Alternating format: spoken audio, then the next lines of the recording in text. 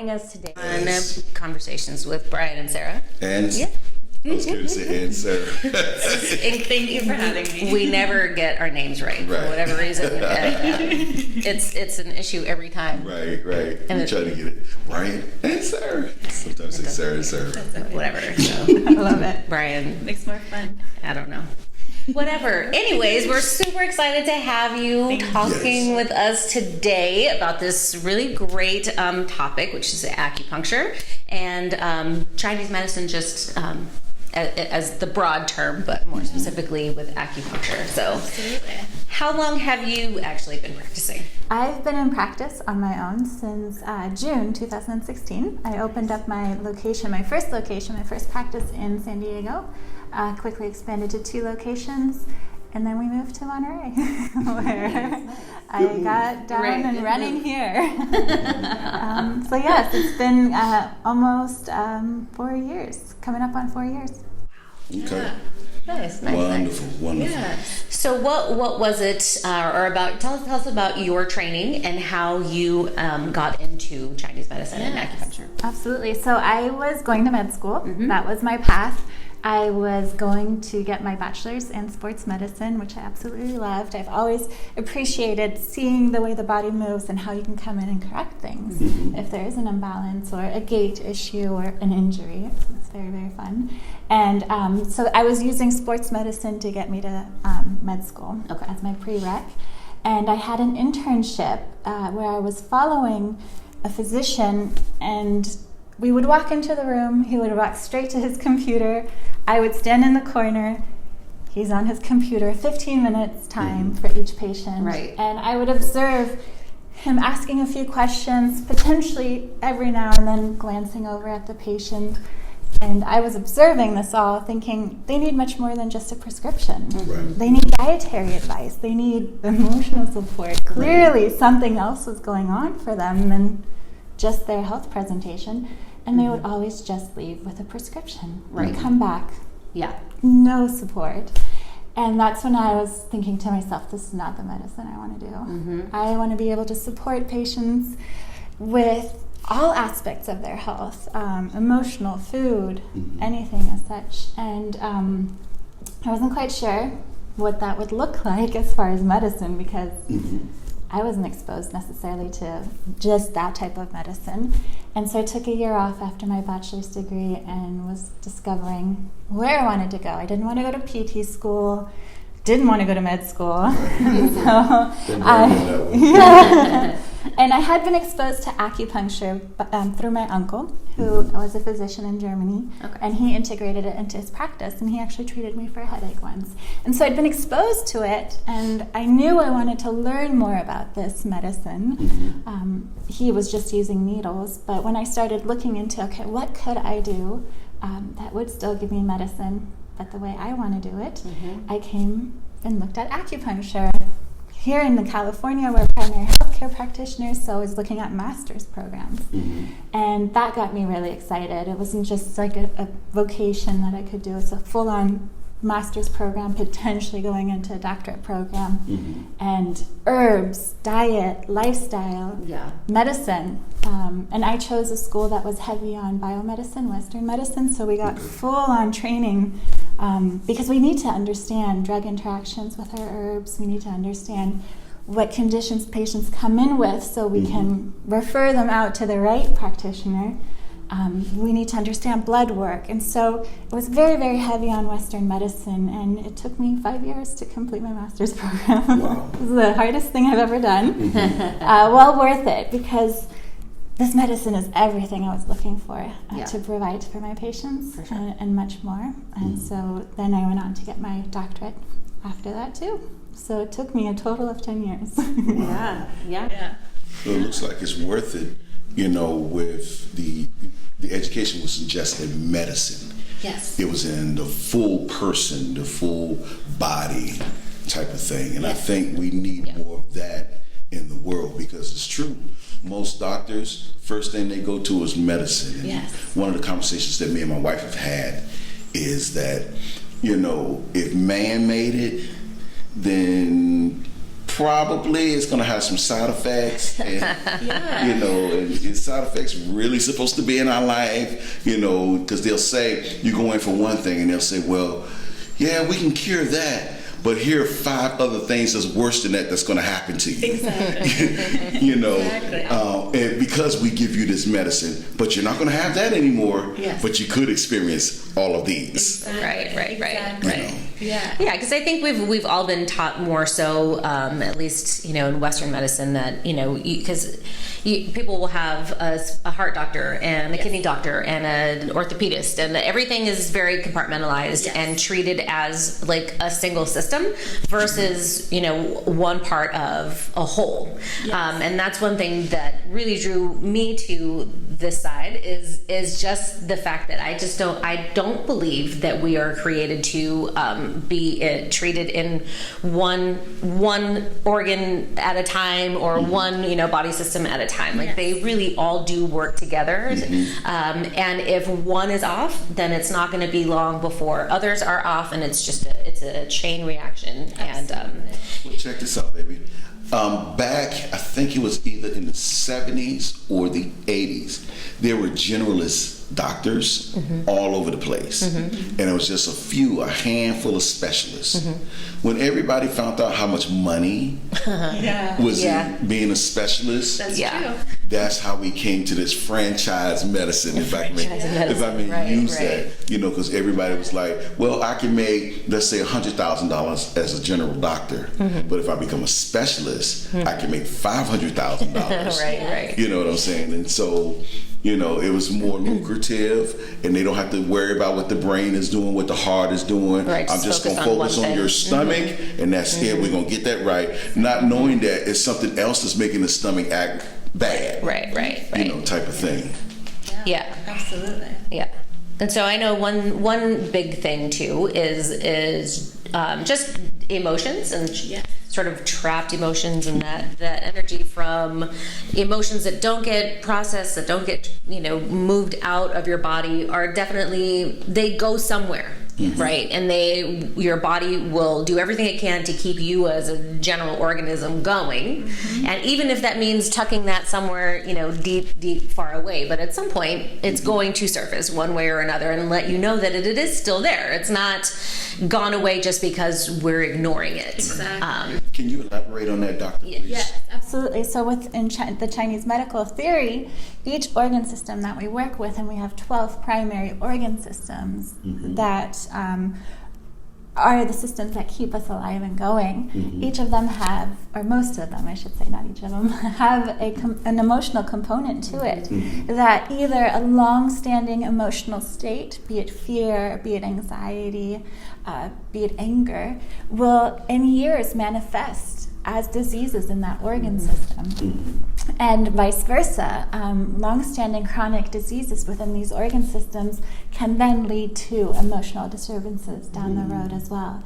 And it's all connected. It's all connected. And so part of it, of what we focus on with acupuncture, is calming the central nervous system too, right? Taking our body out of that constant fight or flight stress state so that our cells, our mind, our systems can actually recuperate and do what they're supposed to do on their own versus with intervention.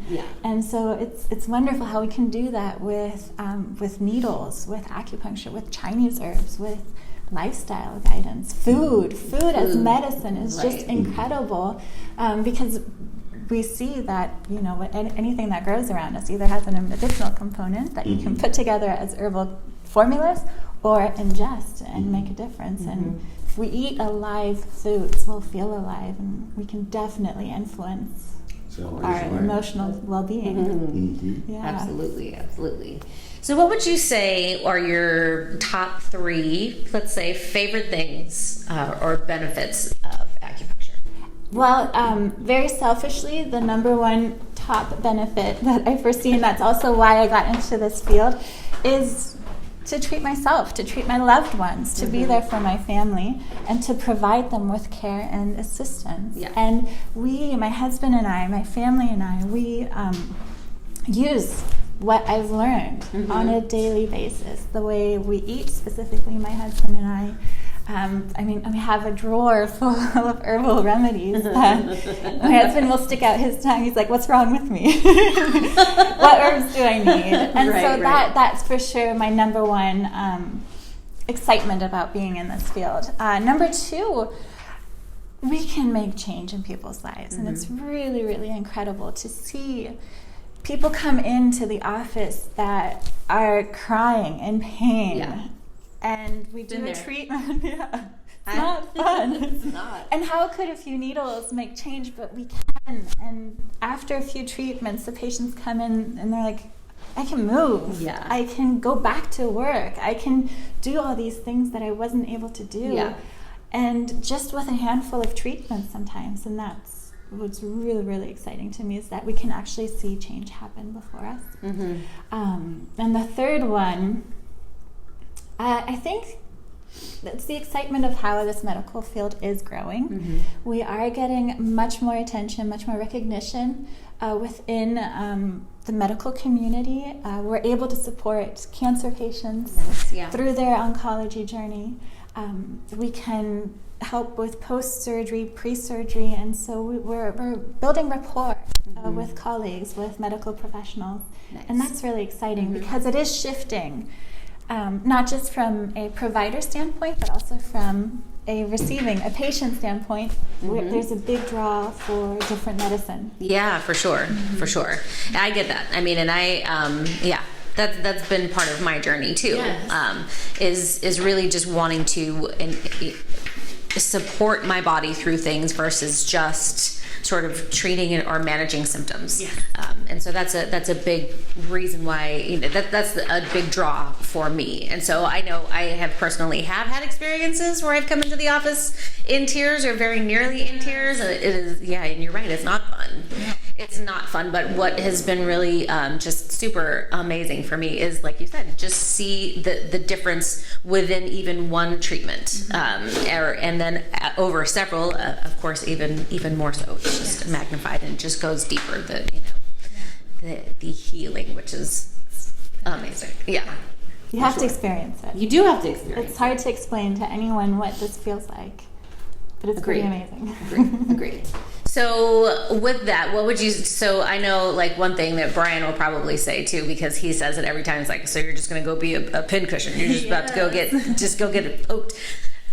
So what would you say are like some misconceptions that you kind of would like to see cleared up or addressed? There's a handful. One being, how do needles even elicit any change in our body? But I think what underlies that unawareness and uneducation is the misconception that this is voodoo. This is witchcraft. This is not my medicine. Some people will say as they walk into. I had we don't do that. Yes, I had a boyfriend come in. He had a very angry face on, and he was just giving me a lot of crap. He's like, "How is this even working?" I'm like, "This is not my medicine." I'm like, "Well, you don't have to understand it. I mean, clearly you don't want to learn how to understand this." Right.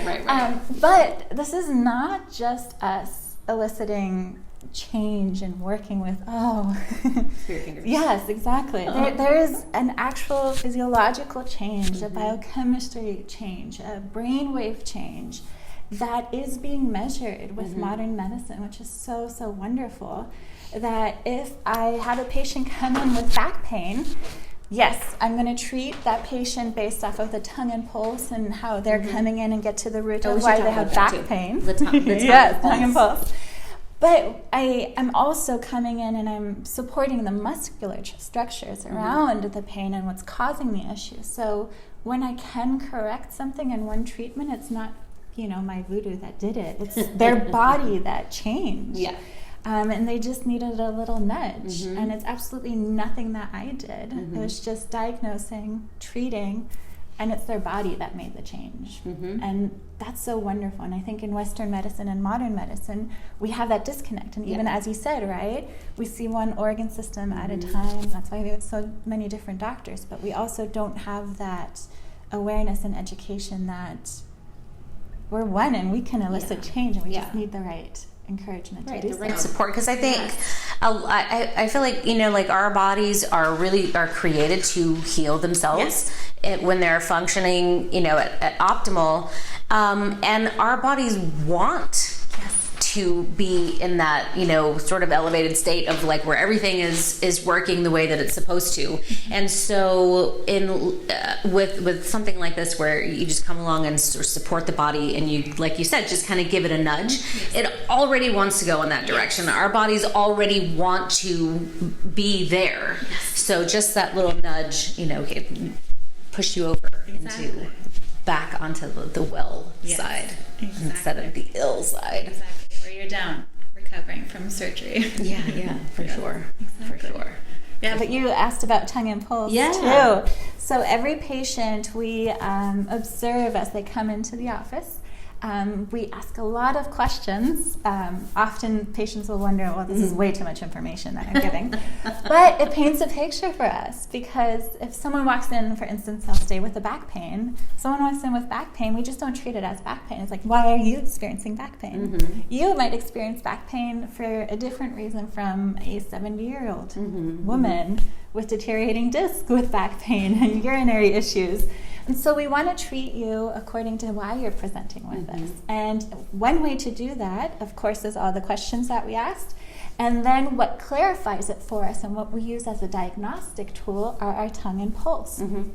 The tongue is the only muscle that we can see, and it tells us a huge story about what's going on which inside. is super fascinating. It's super fascinating. I can see anxiety. I can see if you had a really bad night's sleep the night before. I can see what your bowel movements are doing. Busted. I'm always looking at people's tongues.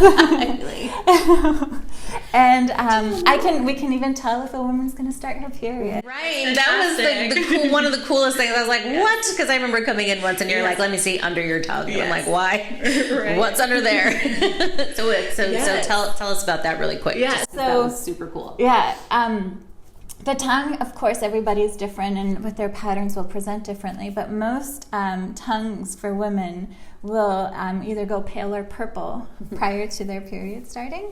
And even if the veins underneath their tongue bulge up really, really thick and big, it means you're about to bleed, which is fun. So if you ever miss your period, just look at your tongue. You don't have to spend money on a pregnancy test just yet.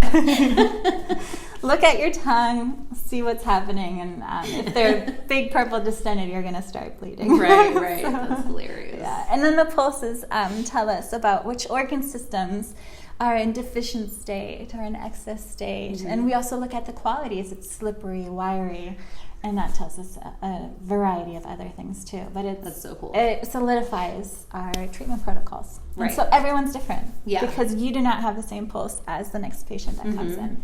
Yeah, so it's truly personalized. Yeah, that's super, super cool because I feel like, I think I was telling my sister about this and I was like, it's just so mind-blowing because I feel like there's so much that we don't know, right? Where with traditional, Western medicine, we're not taught about this kind of stuff. I mean, it's not something. I mean, I feel like the information is out there, but you have to actually go out and seek it for yourself the majority of the time because it's not widespread. It's not something that, I mean, it's like you said, it's becoming more popular now, and it's kind of, you're getting more exposure and more people are being taught about it, but there's still so much more information to be found.